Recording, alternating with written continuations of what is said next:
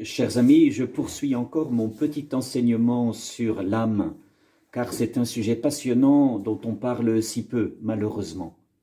L'âme, je disais, pour reprendre les termes bibliques, c'est ce qui en nous est un appétit vivant de vie.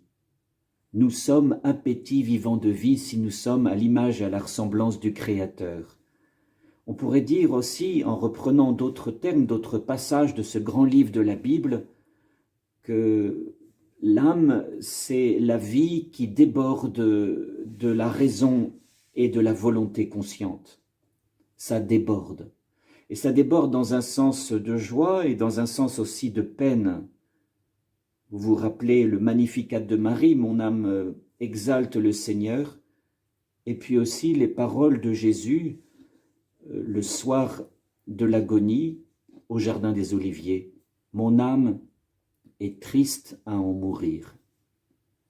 En fait, l'âme, c'est le fond de l'être. L'âme, c'est à la fois mon trésor sans prix, cet appétit de vie que Dieu a mis en moi, et en même temps l'expression, peut-être le pressentiment de ma fragilité. Et certainement, vous avez fait cette expérience de voir qu'à la fois notre vie est fragile, mais c'est notre bien le plus précieux. Je vous demanderai aujourd'hui, chers amis de Théotokos, est-ce que vous entendez votre âme?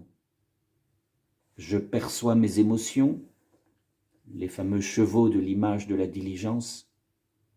Je perçois mon mental, quand il actionne, quand il reprend les rênes ou quand il secoue ses chevaux. C'est l'image du cocher.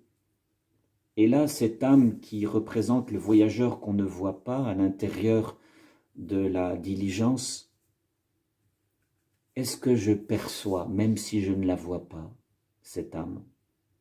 Est-ce que cette fragilité, sans doute, je l'aperçois, mais est-ce que cette précieuse fragilité, je l'accueille comme un trésor très fragile, encore une fois, mais qui est vraiment quelque chose que je peux prendre dans le creux de mes mains et que presque je peux contempler, non pas en faisant une sorte d'autocentration, de nombrilisme spirituel, ce qui nous guette toujours, mais Seigneur, mon âme a soif de toi, cet appétit vivant de vie que tu m'as confié pour qu'il rayonne, eh bien je l'accueille au creux de mes mains et je t'en rends grâce.